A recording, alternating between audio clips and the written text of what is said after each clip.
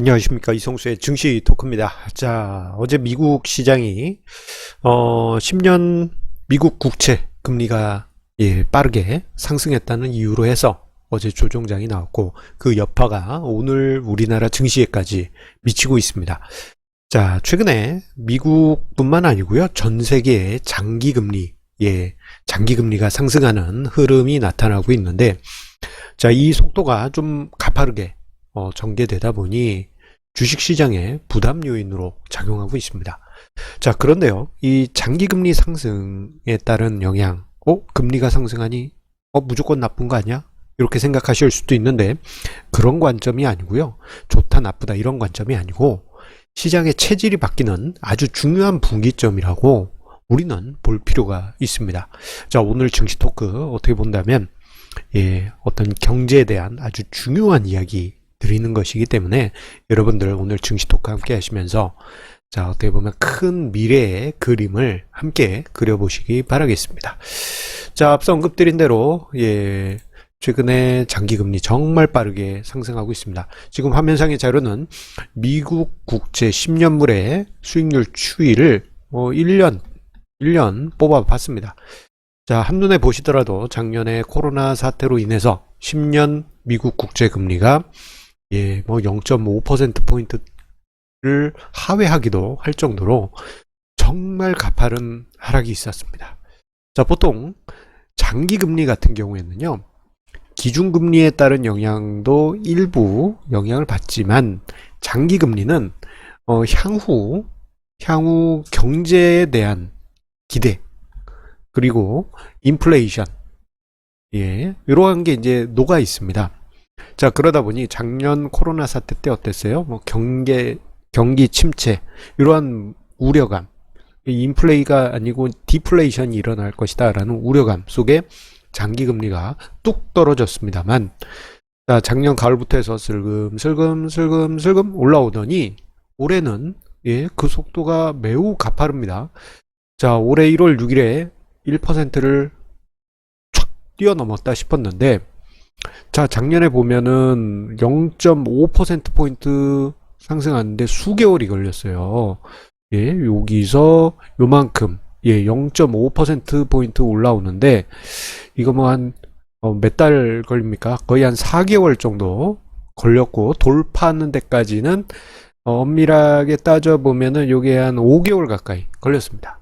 그런데 0.3%포인트 올라가는데 단 한 달 정도밖에 시간이 안 걸렸습니다. 자, 이번 주 들어서 1.3%를 넘어서니까 이거 너무 빠른 거 아니냐, 이런 이야기가 나오기 시작한 것이죠. 자, 이렇게 미국의 장기금리가 상승하는 것은 미국뿐만 아니고 우리나라, 그리고 일본, 전 세계가 공통적으로 나타나는 현상입니다. 자, 이러한 현상이 나타나는 가장 큰 이유는 인플레이션이에요. 자, 최근에 여러분들 상품 가격이 급등하고 있다라는 이야기 자주 접하셨을 것입니다. 상품 가격, 구리 가격, 퍽퍽 올라가고 있다. 원유 가격이 $60가 넘었네. 이런 이야기는 이미 많이 들으셨을 것이고요. 옥수수, 소고기 가격 등등, 상품 가격이 다 올라가고 있고, 심지어는 원면 가격, 원면은 이거, 우리 옷 만들 때 쓰는 그 면 있죠? 그 원면 가격도 요즘 급등하고 있습니다. 그만큼 시장에 돈들이 많이 풀려 있고, 그 돈이 풀린 것은 어디서 풀렸습니까? 코로나 사태 때 이것을 극복하기 위해서 미국 정부가 돈을 풀었고, 미국 연준 또한 양적 완화 속에 돈을 펑펑 풀은 그 결과물입니다. 자, 그러다 보니 상품 가격이 상승하면서 이런 분위기면 백신의 효과가 발생하고, 어떤 데에서는 분석 자료가 봄 정도면은 확진자 추이가 현격하게 없어지는 거 아니냐, 국가별로는 완전 면역 상태로 가는 게 아니냐, 그런 분석이 나올 정도니, 보복성 소비가 살아나면 이 풀린 돈이 자금 회전율이 높아지면서 엄청난 인플레이션이 나타날 것이다. 그런 예상에 장기금리에도 영향을 주고요. 그리고 지금 미국 연준 같은 경우에는 경기가 살아나도 제로금리 수준의 현재 금리를 유지하겠다라는 입장이죠. 예. 이런 상황에서 예, 재정정책 속에서 경기 부양을 계속 할 것이기 때문에 야, 이건 뭐 난리 아닙니까? 예, 요즘 뭐 모든 상품, 비트코인, 주식시장 모든 것이 상승하는 그런 모습 속에서 자연스럽게 시장 금리가 상승하는 것은 필연적인 과정일 수밖에 없습니다. 다만 너무 급하게 금리가 상승하게 되면요, 이러한 현상이 나타날 수가 있습니다. 무슨 현상이냐? 자, 금리가 상승한다. 이게 이제 주식시장의 역사를 보면은 증시가 상승할 때는 장기 금리가 예, 따라서 완만하게 상승해요. 그런데 문제 뭐냐면 너무 갑자기 급하게 상승할 때는요, 부채가 많은 국가들이나 부채가 많은 기업들이나 또는 뭐 가계 단위에서 이게 이제 문제가 발생합니다. 금리가 급등하면 어떤 일이 벌어집니까? 부채가 많은 채무자 입장에서는 이자 비용이 증가하게 되죠.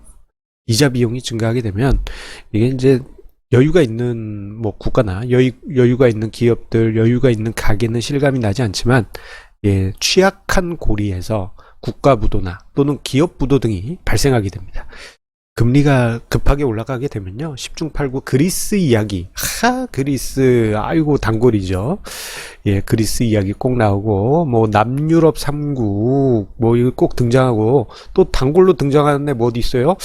저기 남미에 예, 아르헨티나 예.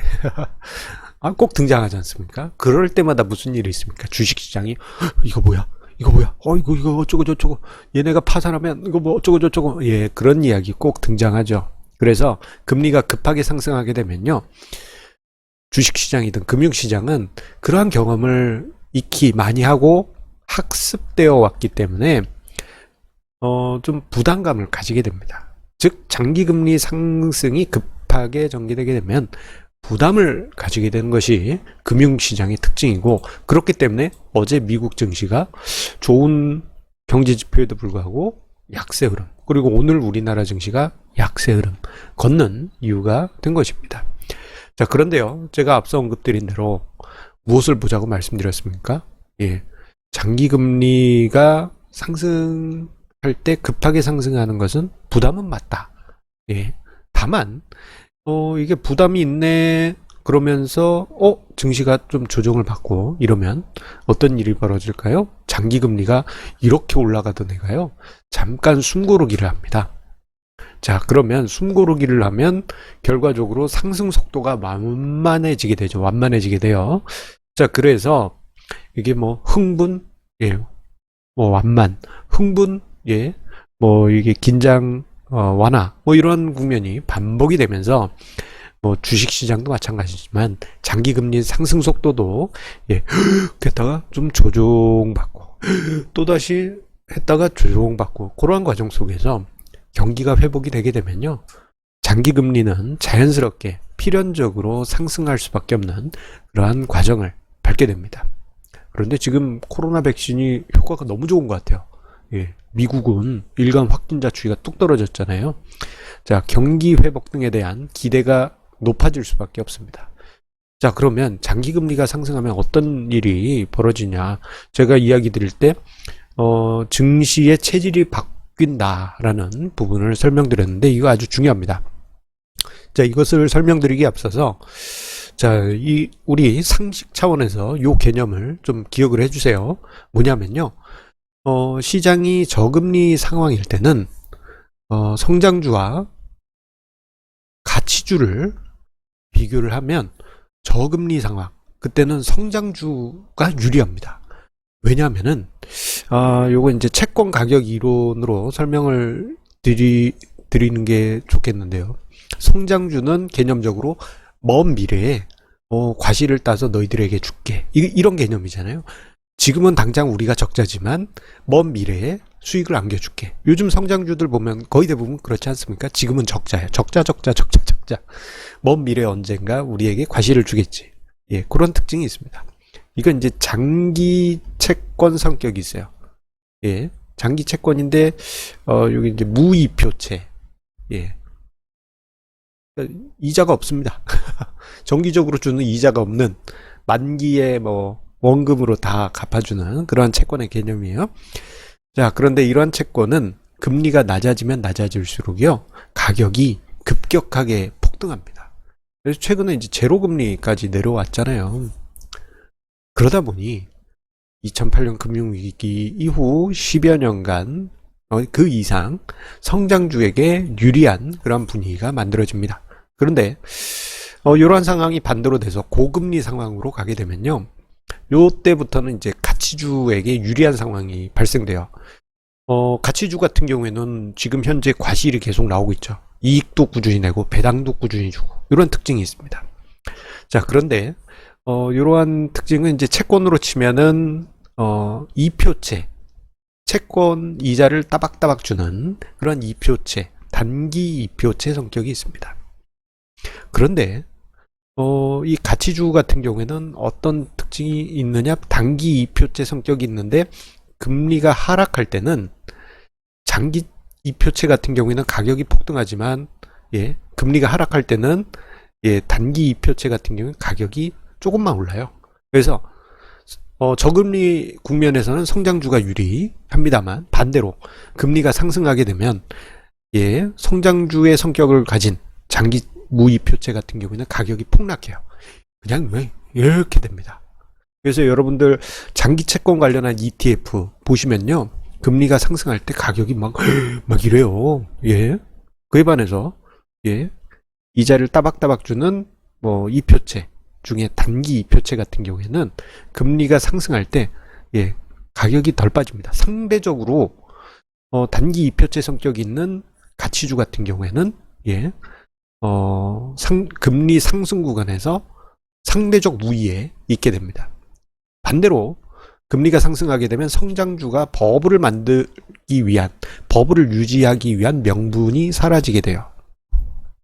이거 아주 중요합니다. 차후에 장기 금리가 계속 상승하는 추세가 나오게 되면 이러한 영향으로 인해서 시장의 체질이 바뀌게 되는데, 오늘 주식시장 보시면은, 혹은 2월 들어서 주식시장 보시면은, 예, 그런 느낌 아마 받으실 거고요.